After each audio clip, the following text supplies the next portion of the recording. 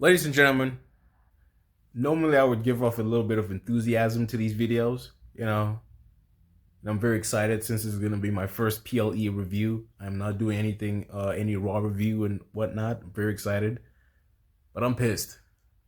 I'm pissed. I am pissed. But other than that, welcome all. It is your boy Troy Yeager. I will give off a little bit of, you know, screaming to that, but my family's asleep, so I'm not gonna try to do all of that, wake the whole damn neighborhood up. Welcome back to another one. Welcome back to the Clash at the Castle review. Um, First and foremost, we gotta start off with the show rating. I'm gonna give this an absolutely top notch A. This was an absolutely excellent show. A lot of exceptional matches. Um, Questionable booking, right here. Papa H, well, what's going on? But either that, man, we're just gonna go one by one into each of them. Without further ado, let's get it. Lego. We kick things off in a very high top notch, ladies and gentlemen. We kick things off with Cody Rhodes defending his undisputed WWE Championship against AJ Styles in an I Quit match. This was one of the most brutal matches I've ever like. This was top notch, man. Blood was involved. This is probably the first match I think I've seen that actually portrayed both opponents bleeding. Cody Rhodes bled first. Absolutely. Let me just start things off. It was red hot, man. Absolutely banging match, man. These two absolutely tore the house down. They were beating each other up. Kendo sticks was involved. Tables was involved. Cody's mom was involved. Like, dude, AJ Styles went to Cody's mom and tried to trash all over her, but ended up getting slapped not once but twice by her.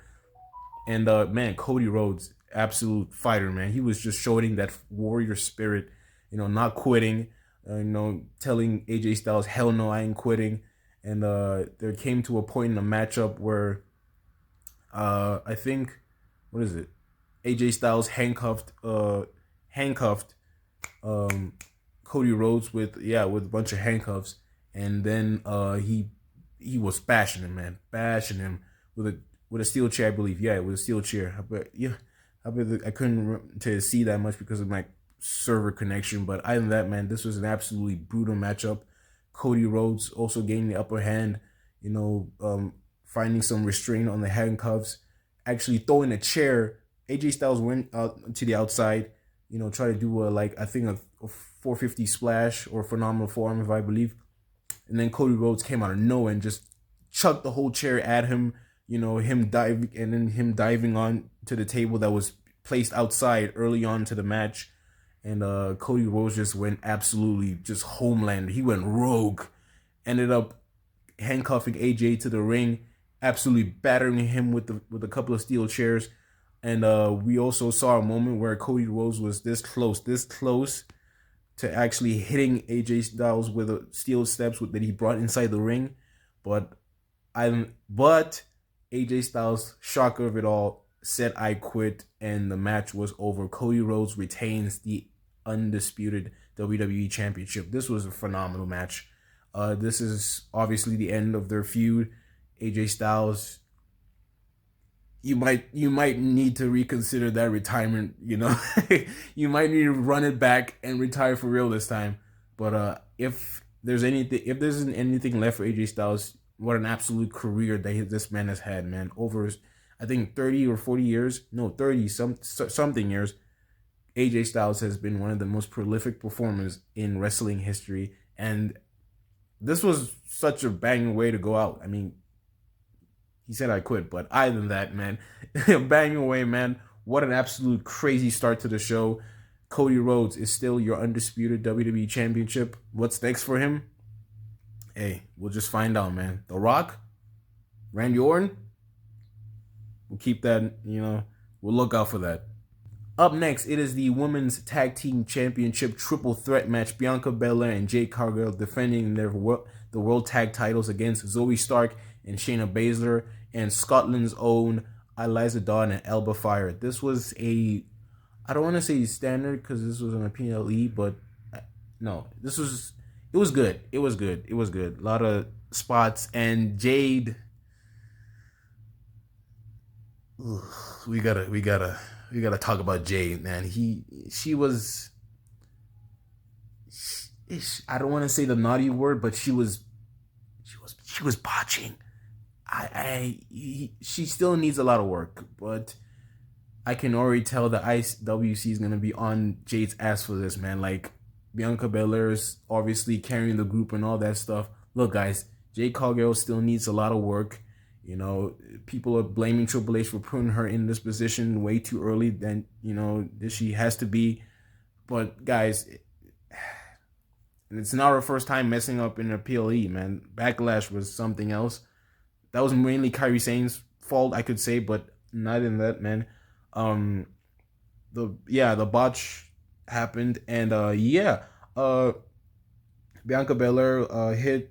I think Bianca Belair and Jade Cargill hit Shayna Baszler with their finisher, and Eliza Dawn swooped on in and took them out and pinned Shayna Baszler for the 1-2-3. Eliza Dawn and Alba Fire are your new women's tag team champions.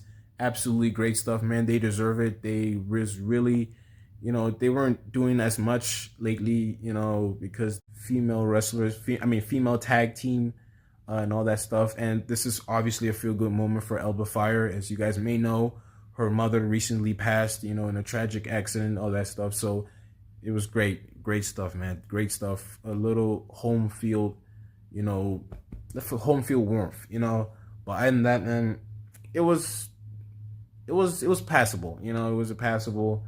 Of course, it wouldn't live up to the Cody and AJ match, but either that, man, great stuff. Great stuff. I love Dawn and Alba Fire, your new women's tag team champions. Next, we got Sami Zayn defending the Intercontinental Championship against Chad Gable. You know what? WrestleDrop said this in our group. Chad, you might need to call Tony. Tony, give him a call, bro. Give him a call. All right? Resigning might have been a bad idea. But no, I ain't going to get into that. This was obviously a great match. These two absolutely delivered. And, man, Otis. People may be, like, cheering for him, but to me, he's the biggest fool in wrestling history. I don't understand, man. You couldn't just help the guy after what he did for you. You couldn't just help him. But let me not get into that, man. Let me get into the match. Absolutely great match between those two. Back and forth, technical wrestling. Chad Gable was obviously the more dominant wrestler than Sami Zayn. In the middle of that matchup, Chad distracted the ref, and I think Maxine Dupree had the IC title, and Sami Zayn was in the middle of the ropes, and Chad was ordering her to hit Sami Zayn with the title, but she couldn't do it. Obviously, good morals and all that stuff. Then Chad tried to reprimand her. Then on the outside, and Otis intervened, got in between them, and we almost got that Otis, turn, but Otis, man, he a bitch. And Sami Zayn came in flying, bro, like all around, man, just flew on top of them. And Chad Gable was the one who threw Otis in front of Sami Zayn, and then Chad Gable tried to one up them with the moonsault on top of both of Otis and Sami Zayn. And man. Then tragedy struck, and Sami Zayn, the altercation was happening. Sami Zayn pushed in the middle of the matchup. Sami Zayn pushed Chad Gable, and Chad Gable took out Maxine Dupree's braced up, leg. And Otis obviously was mad as hell. He didn't almost hit him. He went to Sami Zayn, who was on the outside, tried to hit him, but he couldn't do it, And yeah, he took into Maxine Dupree, took her to the back, and I don't know what the heck that means. I mean, dude, I love Otis, but this is getting too I can't even say it. It's starting to irritate me. Like, bro, do your thing. You know, get away from Chad. Punch him in the face. Do something. You could have just at least helped the man win the IC title. Oh yeah, I forgot to tell you guys. Sami Zayn won. Capitalized on a distracted Chad. Hit him with the Luva kick for the 1-2-3. Sami Zayn retains the IC title.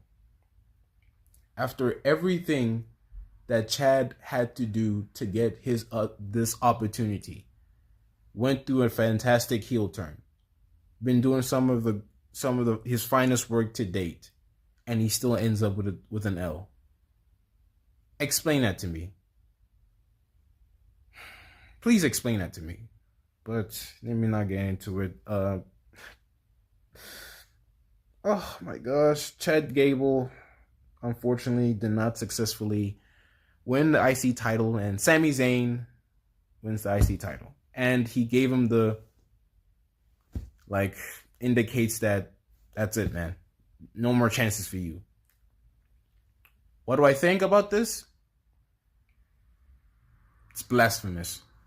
Let's move on. I'm pissed.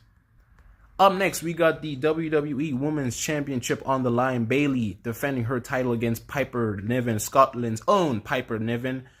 This was a very standard good women's match. I am not gonna go into deep with this because obviously Piper Niven had to be in this match because, you know, she was in Scotland. Not to say that she didn't earn it, but, you know, it was just to get the Scottish wrestlers on Scottish wrestlers, yes, on the show as possible.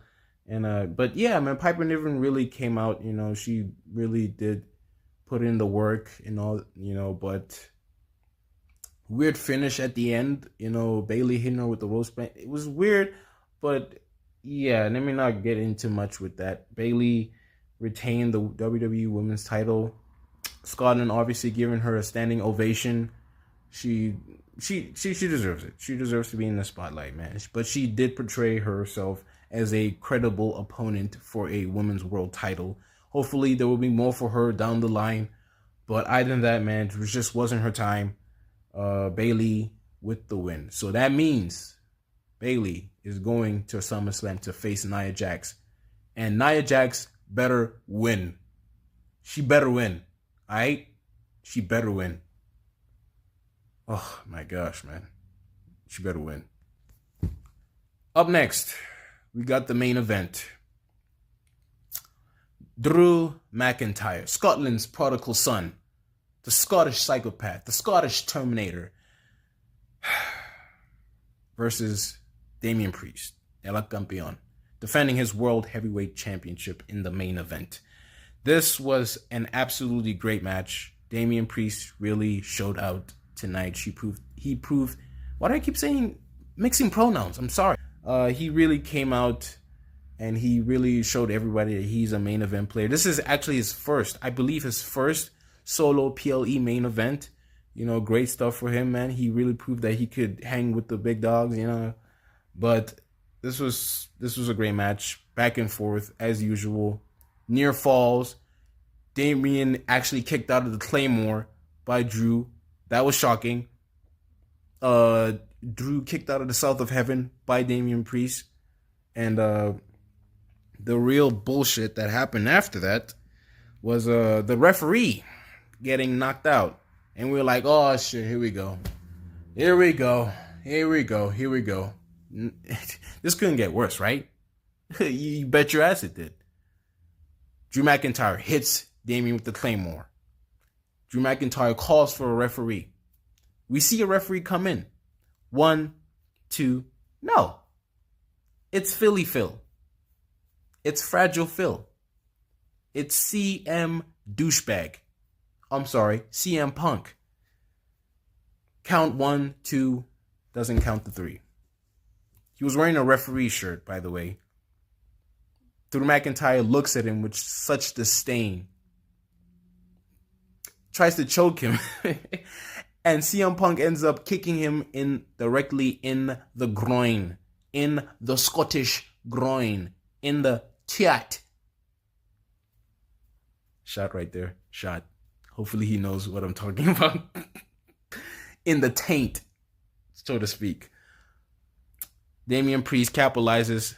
Another South of Heaven. 1, 2, 3. Damian Priest retains the World Heavyweight Championship. And for the second time in his own PLE, Drew McIntyre gets screwed. I am livid. I am absolutely livid. Well, I guess Drew McIntyre's got to commit murder now. Because there's no other way to say this. He has to commit murder now. There is no simple way that Phil, CM Punk, I am officially a CM Punk hater. I don't care about what you say. All right? I don't care what you say. I'm pissed. This was supposed to be Drew's moment. Hopefully, Triple H, I'm questioning you right now, bro. I'm questioning what you're doing right now, but I'm going to refrain. Other than that, that was Clash of the Castle. Overall, great show. Questionable booking decisions, but overall, great show. All the matches delivered. The Piper and Bayley match, it was good. The triple threat match, it was good. The Cody and AJ, I'm actually going to rate this now. Cody and AJ, great match. I'll give that 4 out of 5. The triple threat, give it a 2. The Sami, Zayn, and Chad, I would give it a 3.5. Bayley versus Piper Niven, I'll also give it a 3.5. Drew McIntyre and Damian Priest, I would give it a 4. A 4. Yeah, this was overall great show. Questionable stuff that happened in the show. Questionable main event. But we all know why it had to happen. Drew McIntyre and CM Punk is the plan for SummerSlam. With no world title on the line, Drew McIntyre will eventually get his moment. But other than that, man, it has been your boy, Troy Yeager. And this has been Clash of the Castle, first PLE review. Honored to have done this. And, man, I'll see y'all on the next one, man. Deuces. I'm pissed.